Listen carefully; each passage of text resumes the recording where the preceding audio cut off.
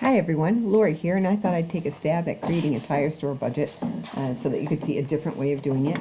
Remember, there are multiple ways to do an Excel spreadsheet or worksheet, and you should adapt to a style that fits you.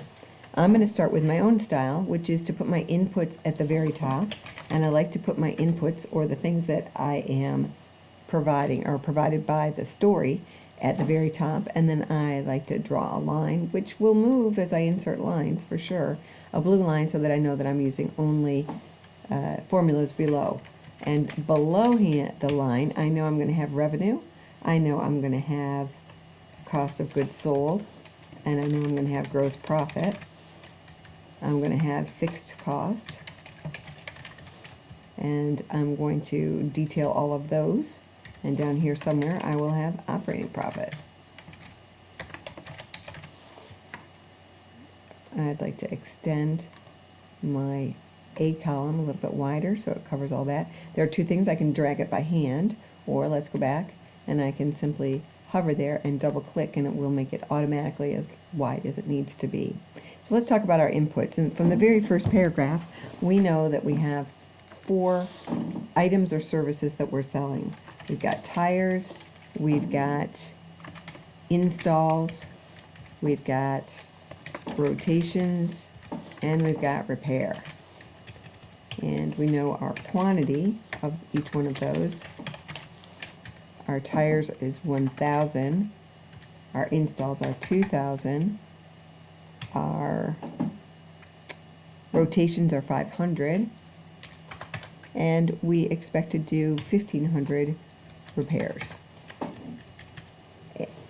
Also, it's really important when you're doing your inputs, I like to highlight the raw numbers that I'm putting in, so I know where I can change my inputs directly. It's also very important to try and put your inputs in only one place. So although your quantity can be put in 2 places when you're calculating your variable costs and when you're calculating your revenue, I like to have my quantity in one place.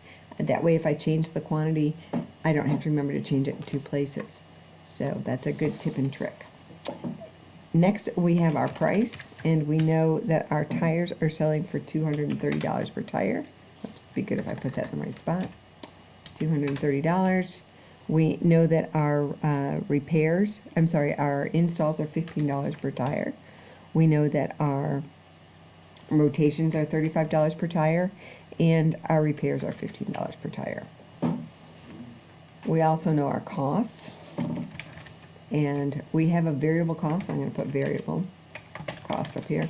We have a variable cost on the tires, which is $120. We have no variable cost on our installs, rotations, and repair, because those are services that are provided by our staff, and we're treating our staff, in this case Tim and Duncan, as fixed costs. So easily enough, we can do our a miniature section where we do our revenue by product, and it will be tires, installs, rotations, and repairs. And again, I'm going to highlight these 4 things because those are raw numbers that I input. Here I'm going to put a formula in, and it is just going to be my revenue, which is my quantity times my price. And because that's relative, oops, I'm going to Control Exit and Control V, move it down to the right line, and then I can just copy that down, and it should work. And according to our calculations in the narrative, that's correct. Now let's look at our variable costs. And we only have variable costs on tires. And again, we're going to make that a formula, which is our quantity times our variable cost. So we've got a variable cost of $120,000. Remember, we can format these as dollars, and then if we don't want to see the decimal points, so many decimal points, we can just move it over. Now we like that format, we can go up here to Format Painter, copy it to this, go back to Format Painter, copy it to this, go back to Format Painter, and copy it to this. You'll notice that I've gotten a number of number signs or hashtags, and that means that my numbers is too big to show in that width of column. So I go up here, I hover between B and C, I double click, and it makes the column large enough to show everything that I wanted. I'm going to reformat that section because I don't really want those to be highlighted. And we don't want these to be highlighted. So I'm going to go up here and make them white. Same thing here, go up and make it white. So now we've got all of our inputs are in yellowish, and our formulas are right here. And we can double check our formulas by going to Formulas, Show Formulas, and you'll see which numbers are inputs and which numbers are formulas. Next, we're going to deal with our fixed costs. And the very first part of fixed costs are employees. So I'm going to make a little employees box over here where I can keep track of things separately. I've got Duncan, and he costs $36,000. I'm sorry. Let's start with Tim. Poor Tim, don't want to forget him. And he costs $26,000 per year. And I've got Duncan, who gets paid $30,000 a year. These folks are on salary. And I've got Madge, and her salary is $23,000 per year. I've got total employee cost, or total employee salary. I can widen this, or I can just wrap that text, which I think I will in this case. My total employee salaries are, I'm going to go up here and hit sum, and it knows that it suspects that I want to sum what's above me, so we do. And our total employee salary are $79,000. So here, let's go ahead and highlight these three, which were input. Those are hand entered, and that's formula, so we'll leave it at that. So employee salary, and we're going to just hit the equal sign and highlight this cell, pick it up there. We know our payroll taxes, payroll is 10%, right? So we're going to, our payroll taxes,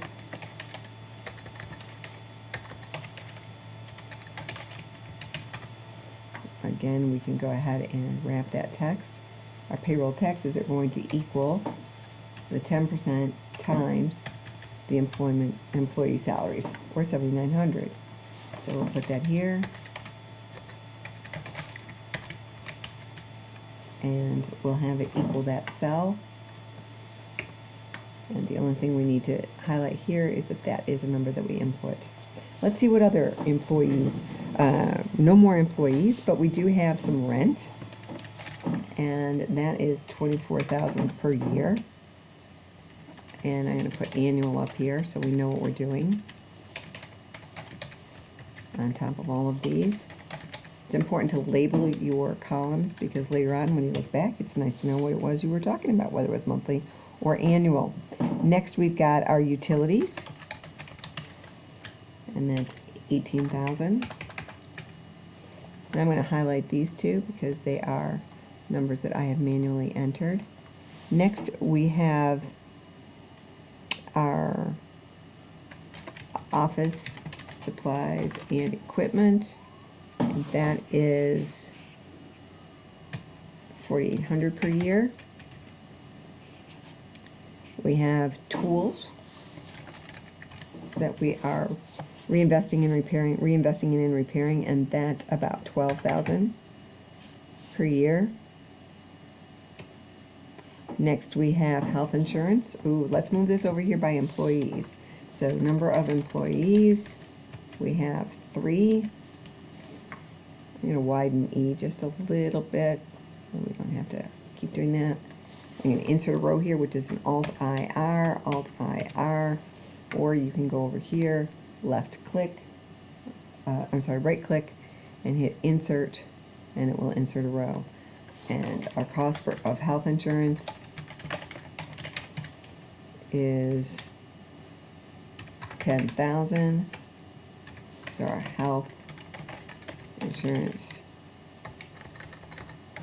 cost is equal to the number of employees times who are eligible for health insurance times the cost of the health insurance. So I'm going to put in here number of employees eligible for health insurance. And the reason I'm going to do that is you'll see later on one of the ways we fix the business is by reducing someone's time so they are part-time, no longer eligible for health insurance, and therefore $10,000 per year less. And we'll take a look at that in just a minute. So we've got our health insurance costs, and it might be kind of interesting to put that right up here by our employees. So I'm going to highlight what I want to move. I'm going to hit cut, and I move it down one, paste. And notice that the formulas, if there are any, in this case there are none, but in the formulas would have changed for us. So here we're going to put health insurance. That way we have our employee expenses right next to each other, and that is going to equal this cell right here. So, and we've got our payroll taxes, which we've already done at 10%. And it looks like we are done with our expenses. So let's see what our subtotal of fixed is. Fixed costs. And we can wrap that text. And I'm going to hit sum and hit return, and 175,700, and that matches exactly what our narrative said we were going to get. Sometimes you don't get that information from your narrative, but in our case we do. So now we are ready to build our worksheet. I'm going to first copy all of this labeling by hitting Alt-C, bringing it down here and hitting Alt-V, and it will paste it right there for me. Now my revenue, we can go right up here, and our revenue on all 4 items is not totaled for us. So let's go ahead and total revenue. Oops, I'm not sure why it wants to do that. Let's go ahead and insert a line, which is an Alt-IR, total revenue, and we're going to sum that. Variable costs, we don't need to sum because it's only one item. We've already subtotaled our fixed costs, so I think we're in good shape. Our revenue, therefore, is going to equal this number right here. We're going to go up, highlight it, hit return. Our cost of goods sold, we're going to hit equal sign, go up here, pick our variable costs, and hit return. Our gross profit equal revenue minus cost of goods sold, or $180,000. Our fixed costs, we're going to go right ahead and go up here and hit equals and pick up that cell. For payroll taxes, we're going to have it equal on the cell underneath. You can see that it's all moving relative. So I probably could shortcut here and not have to do all of these. But I am going to, so I can highlight this and bring it down here. We're going to subtotal our fixed costs using the auto sum. And again, we double check and it does look right. So we've got operating profit, and we're going to use the equal sign, and it's going to be gross profit minus subtotal fixed cost. And that didn't work, so we know something's wrong. Let's go back up and try equals gross profit cell minus the subsidized fixed cost cell. $4,300, and that is exactly what our worksheet tells us we should be getting. Now, not every time will we tell you what you're supposed to be getting, but in this particular case, we know we are matching it, so we're in great shape. I kind of like the look of our worksheet here. It's not beautiful, it's pretty functional. We could dress it up a bit, but for now, what I'd like to do is insert a row here, take my inputs, Alt-Exit, then Alt-V it. I'm sorry, Control Exit and Control V it. And I'm going to make it larger by changing my font. I'm going to bold it, and I'm going to have it spread out all across my inputs. So I'm going to hit Merge and Center, and that makes it look very nice. So I know that's my inputs. And I'm going to follow Sean O'Neill's lead and box it in, because he loves boxes, and he's right, it does look nicer, so we'll put a thick box border on it. Okay, so we've got our nice thick box border. We've got all our inputs. We know we've highlighted which ones are not. Formulas, Ooh, well, let's highlight this one. That is not a formula either. And the $10,000 is not a formula. Let's go ahead and see how we've done from a formula standpoint. Yes, we have got all of these raw numbers that we've input, except this one, which needs to be highlighted. So we'll go to highlight it, select that cell, go to home, and hit the paint bar. And we'll do that for this one too. So now we've got clearly identified which ones are the inputs that we put in manually from the narrative, and we've got formulas for all the rest. Let's look down below and make sure below our blue line everything is a formula, and the good news is that it is. So we can go back up to formulas, hit that show formulas button again, and our formulas will disappear. So let's go ahead and save this file, save as, and we're going to put it in our hybrid file. We're going to prep for work on 6. And we're going to put Laurie's tire store. And we'll hit save. Now we've saved it. So we're not making very much money, and we know we want to make more money. $4,300 is not enough for us to make. So we're going to go ahead and play around with some of the inputs. But it's dangerous whenever you play with your inputs on your original worksheet, because you then have to go back and recreate it, and that can get troublesome at times. So what I like to do is go up here to the little triangle in the upper left hand corner, right click and put copy, then I go down and I add a spreadsheet. I go up to my triangle, I right click, and I hit paste, and it pastes my exact spreadsheet the way it was. So I'm going to label this one, and the reason how I label it is I double click on it and I type in the word original, and then I'm going to put alternative down here. I believe Sean calls them scenario 1, scenario 2. You can label them whatever it takes for you to understand what it is you've done on each one of these spreadsheets. Now we're in great shape. Let's take a look at our fixes. So let's relook at our budget. We're halfway down the second page of the narrative, and our question is, what can we do to make things go better? Well, one suggestion is that we take our price up by 2 to $235 on our tires, and that will generate an additional amount of money. We reprice our tire repairs to $20 per repair. Whoops, escape. $20 per repair. And we take Madge to part-time, so she gets half this salary. So we'll hit F2, because that allows us to edit that cell, and we'll put divided by 2. That'll take us, oops, be better if I put an equal sign in front of that. Otherwise it thinks it's text. Ooh, likes that better. Our total employee salaries automatically change. That's a good sign. Our payroll taxes stay at 10%, but the numbers eligible for health insurance drops to just 2, and you'll see automatically our health insurance cost drops also. Let's see what happened to our revenue. Well, our subtotal of our fixed costs dropped dramatically to $153,500. Oh, maybe we would like to format those. So we can highlight them. We'll format them with a $sign, and we will move over the decimal so it looks all the same. And again, here we can do the same thing. We can make a $sign and move it over. And that's a percent, that's a number, and this is a $sign. So a dollar amount. There, looking better already. So we're making a little bit snazzier worksheet. And because everything is a formula below the line, we don't have to touch anything. And with any luck, we get the right number, and we did, $39,450. So now you know how to build an original worksheet, copy it over, and put it in alternative scenarios or ideas that you might have to help the business make more money. And that's my tire store. Shall we make it look a little bit nicer? Sure, what the heck. So we're going to make these bold because they're titles.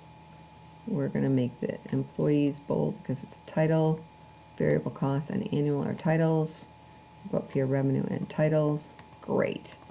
We might also want to highlight these with a different color, suggesting that those are numbers that we'll be picking up later. And that's easy enough to do. That way when we're down here making our formulas, it's really easy to see what it is we wanted to see. We can box in our employees with all borders. We can do the same, and that helps us distinguish that a little bit. We can do the same up here. I don't know, could be prettier, hard to say. Let's go ahead and put a nice background on this one. It may not be beautiful, but it certainly is colorful. Let's go ahead and bold our operating profit, bold our gross profit. And those are two key numbers we'll want to look at. I think we look a little bit better already. And I'm going to stop the video there, but hopefully you have built your own tire store and it looks just as beautiful as this one and possibly more beautiful.